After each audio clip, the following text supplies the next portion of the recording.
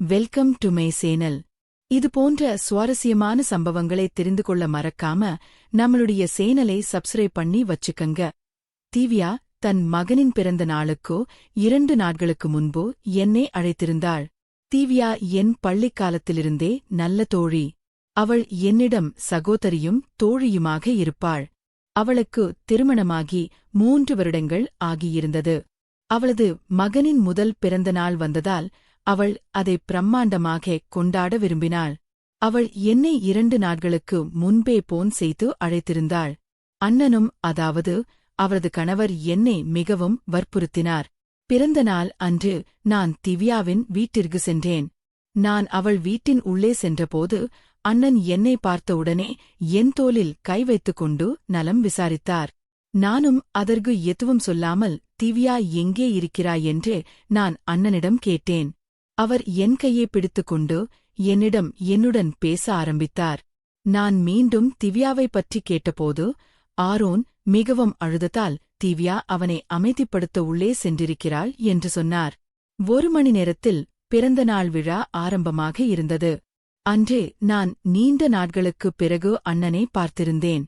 பிறந்தநாள் முடிந்த பிறகு மற்ற விருந்தினர்கள் சென்றதும் நான் வீட்டிற்கு புறப்பட்டபோது திவ்யா என்னை நிறுத்திவிட்டு, நாளை காலை வரை இன்னும் நிறைய விருந்தினர்கள் இருப்பார்கள். அதற்கு பிறகு நாங்கள் வேறு 2 தோழி வீட்டிற்கு செல்ல வேண்டி இருக்கிறது. எனக்கும் வீட்டில் சலிப்பாக இருக்கிறது.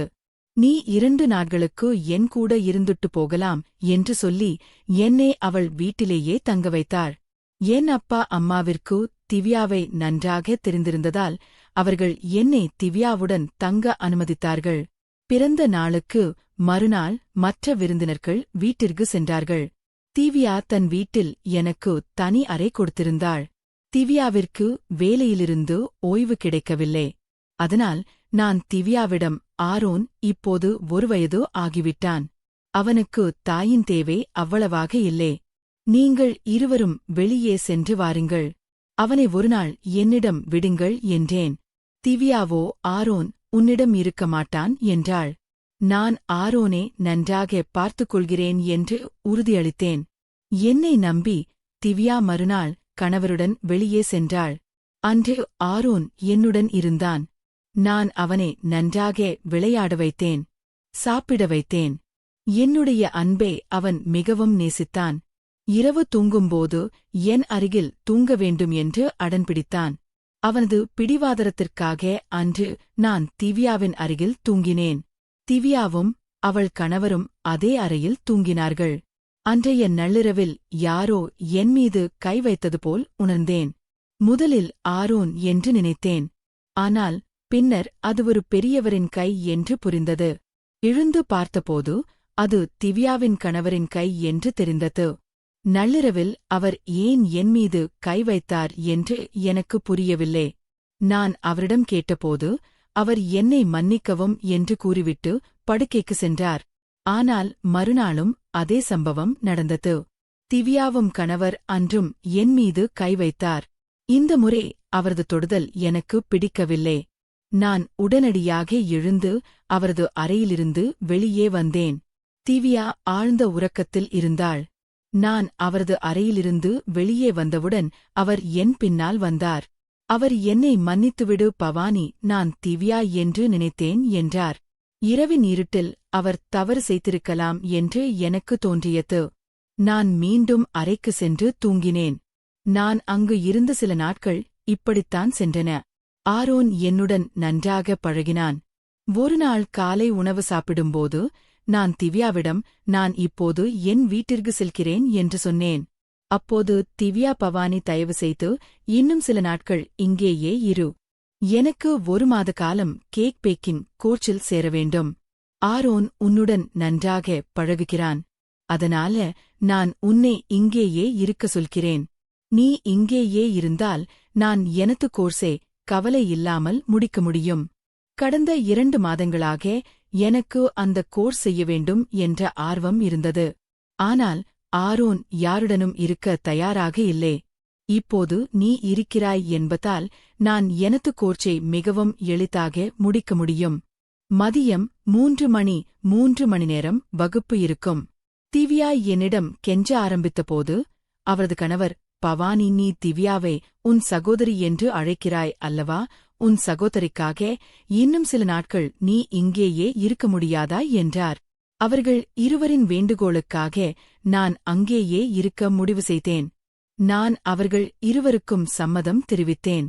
பிறகு அவளது கணவர் அலுவலகத்திற்கு சென்றார். அவர் சென்றவுடன் திவ்யா என்னை அணைத்துக் கொண்டு எனக்கு நன்றி சொன்னாள். உன் உதவியால் நான் எனது கோர்ஸை முடிக்க முடியும். இந்த கோர்ஸ் சில நாட்கள் மட்டுமே.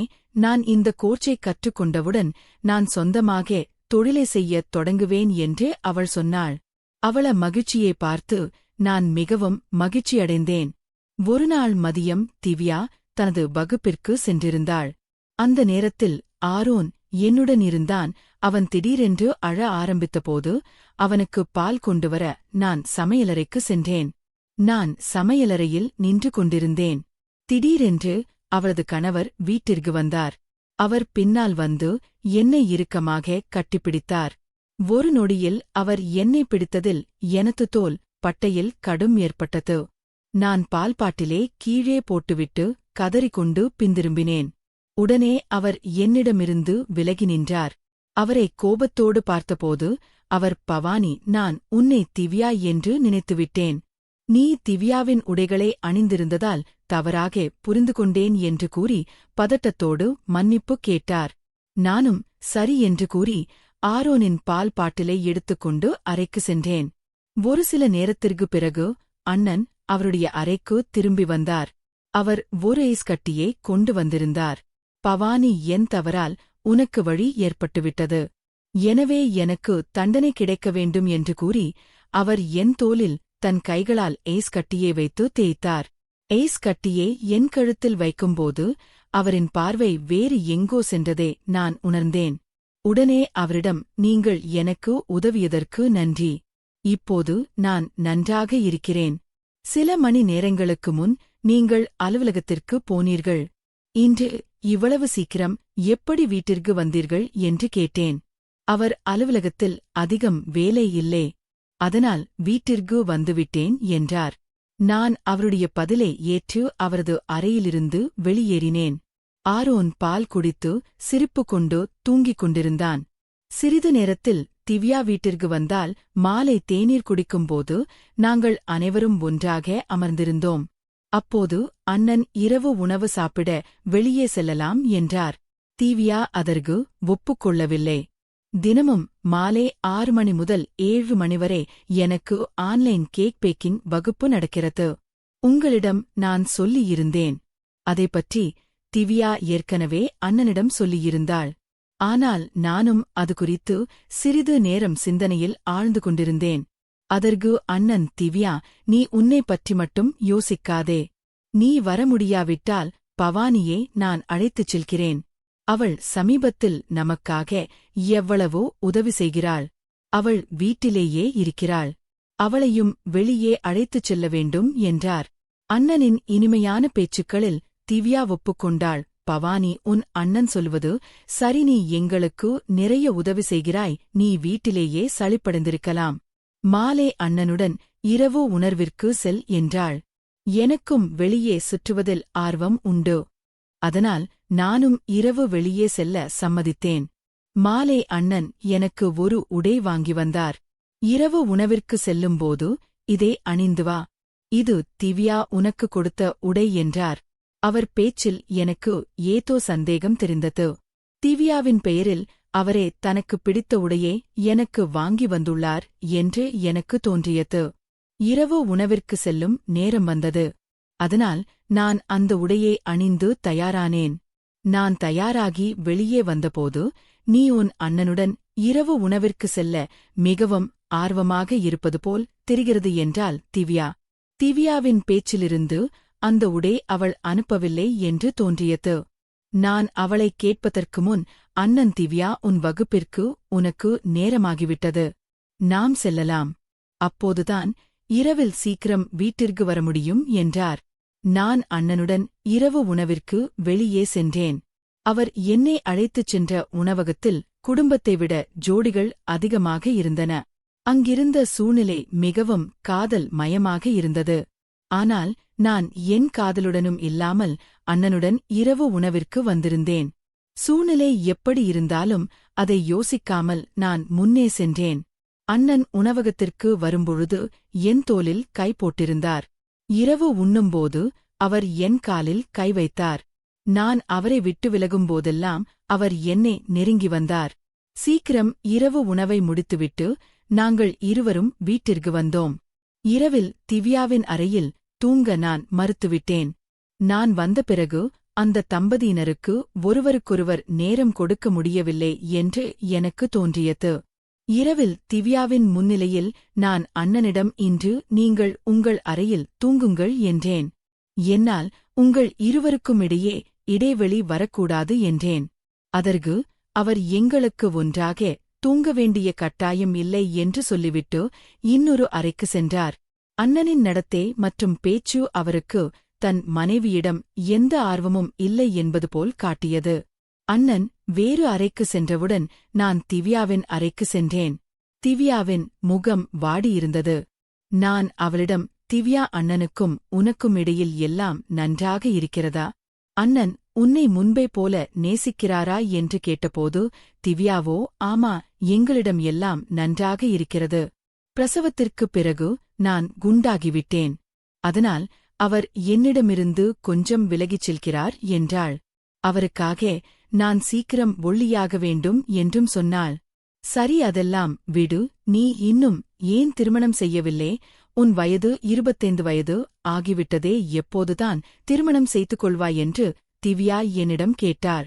நான் அவனிடம் என் ஜாதகத்தில் செவ்வாய் தோஷம் உள்ளதாம் என்று கூறினேன். என் அப்பா அம்மா செவ்வாய் தோஷம் உள்ளவள். செவ்வாய் தோஷம் உள்ளவரைதான் திருமணம் செய்ய வேண்டும் என்று சொல்லுகிறார்கள். திவ்யா பேசிக்கொண்டே, நீ அழகாய் இருக்கிறாய். உன்மேல் யாராவது கெட்ட கண் வைத்தால் ஜாக்கிரதை, ஆண்களிடமிருந்து கவனமாக இரு என்றால் நானும் அதைக் கேட்டு சற்று உஷாராக முடிவு செய்தேன். அப்படியே பேசிக்கொண்டே நாங்கள் இருவரும் தூங்கிவிட்டோம். மறுநாள் திவ்யா தனது வகுப்புக்கு சென்றாள். அந்த நேரத்தில் ஆரோன் என்னுடன் விளையாடிக் கொண்டிருந்தான். விளையாடிவிட்டு நான் அவனை உறங்க வைத்தேன். அவனுக்கு அருகில் படுத்தேன். சிறிது நேரம் கழித்து ஆரோன் பசியில் ஆழ ஆரம்பித்தான். அவனுக்கு நான் அவன் அம்மாள் போல் தோன்றியது. ஆரோன் அழுகிறான் என்று திவ்யாவை மொபைலில் அழைத்தேன். ஆனால் அவள் பேக்கின் வகுப்பில் இருந்ததால் அழைப்பை எடுக்க முடியவில்லை. அவனது அழுகையை நிறுத்த நான் அவனுக்கு பால் கொடுத்தேன். ஆனால் அவன் குடிக்கவில்லை. அரை மணி நேரமாகியும் அவன் அழுகையை நிறுத்த முடியவில்லை. அவனை என் அருகில் பிடித்தபோது அவன் அம்மாவிடம் பால் குடிக்க வேண்டும் என்று அழுகிறான் என்பதை உணர்ந்து கொண்டேன். திவ்யா வீட்டிற்கு வர இன்னும் 2 மணி நேரம் ஆகும். எவ்வளவு நேரம் ஆரோனே அளவிடுவது என சரியாகத் தெரியவில்லை என்று நினைத்தேன். அதனால் சிறிது நேரம் அவனது அம்மாவிடமிடத்தை நான் எடுத்தேன். அவனை என் நெஞ்சோடு அணைத்தேன். குழந்தைக்கு நான் அவன் அம்மாவைப் போலவே தோன்றியது. அவனை பிடித்தபடி எனக்கு தூக்கம் வந்துவிட்டது. என்னுடைய கண்கள் திடீரென திறந்தபோது அண்ணனை எதிரில் பார்த்தேன். அவர் எப்போது அந்த அறைக்குள் வந்தார், எவ்வளவு நேரமாக என்னை பார்த்துக் கொண்டிருந்தார் என்பதை புரிந்து கொள்ள முடியவில்லை. அவரின் பார்வை எனக்கு பிடிக்காத மாதிரியான இடத்திற்கு சென்றது. ஆரோனை அமைதிப்படுத்துவதில் நான் அவனை என்னுடைய நெஞ்சோடு அணைத்திருந்தேன். ஆனால் பின்னர் என் உடைகளை சரி செய்வதை மறந்துவிட்டேன். அவர் கண்கள் சிவந்திருந்தன. நான் உடைகளை சரி செய்யும்போது அவர் என் கையை பிடித்தார். என்னை படுக்கையின் ஓரமாக இழுத்துச் சென்றார். நான் திடுக்கிட்டு எதுவும் சொல்லாமல் அமைதியாகிவிட்டேன். சில நிமிடம் கழித்ததோ ஆரோன் எழுந்தான். அவனை விளையாட செய்தேன். பின்னர் நாங்கள் 3 பேரும் ஹாலில் சோபாவில் அமர்ந்திருந்தோம். அண்ணன் என் பக்கத்திலிருந்து பேசிக் கொண்டிருந்தார். திவ்யா வகுப்பிலிருந்து வந்ததும் நானும் அண்ணனும் ஒன்றாக சோபாவில் இருப்பதை பார்த்த அவள் எங்களை வித்தியாசமாக பார்த்தாள். ஒரு கணத்தில் அவள் ஆரோனை எங்களிடமிருந்து தூக்கிக் கொண்டாள். இரவு சமையலின் போது திவ்யா என்னிடம் கொஞ்சம் கோபமாக நடந்து கொண்டாள். நீ சமீபத்தில் ஆரோனை மிகவும் நேசிக்கிறாய். ஆனால் அவனுடைய அப்பாவின் மேல் உன்னுடைய பாசத்தை அதிகரிக்க வேண்டாம் என்றாள். திவ்யா முதலில் ஒரு மனைவி, பின்னர் ஒரு தாய் அவளுக்கும் தன் கணவன் மேல் கவலை இருக்கும் என்பதைக் கண்டேன். நான் அவளின் கைத்தோலின் மீது கை வைத்தேன். உன் கணவர் மற்றும் உன் தோழி யாரும் கெட்டவர்கள் இல்லை என்று கூறினேன். திவ்யாவோ, நாளை என் வகுப்பு முழுவதும் இருக்கும். அது எனது இறுதி நாள். அதன் பிறகு நீ உன் வீட்டிற்கு செல்லலாம் பவானி என்றாள். திவ்யாவின் வார்த்தைகளைக் கேட்டு அவரது கணவரின் முகத்தில் நிறம் மாறிவிட்டது. எனக்கும் வீட்டிற்கு செல்ல விருப்பமில்லை. ஏனெனில் அவருக்கும் எனக்கும் இடையே ஒரு வித்தியாசமான ஒரு உறவு தொடங்கியது. அதே இரவு உறவு உறங்குவதற்கு முன் திவ்யா மீண்டும் என்னை கண்டித்தாள். பவானி, உன் அண்ணன் திருமணமானவர், அவருக்கு செவ்வாய் தோஷமும் இல்லை என்பதை நினைவில் கொள் என்றாள். அவள் என்ன சொல்ல வந்தாள் என்பதை நான் புரிந்து கொண்டேன். ஆனால் அவள் சொல்லியதில் எனக்கு எந்த கவலையும் இல்லை. மறுநாள் திவ்யா காலை 11 மணி வகுப்பிற்கு சென்றாள். வழக்கம்போல் அண்ணன் 10 மணிக்கே அலுவலகத்திற்கு சென்றார். ஆனால் திவ்யா வீட்டை விட்டு சென்றவுடன் அவர் மீண்டும் வீட்டிற்கு வந்தார். தண்ணீர் கொடு என்று கேட்டார். நான் அவருக்காக தண்ணீர் கொடுக்கும்போது அவர் என் கையை பிடித்தார்.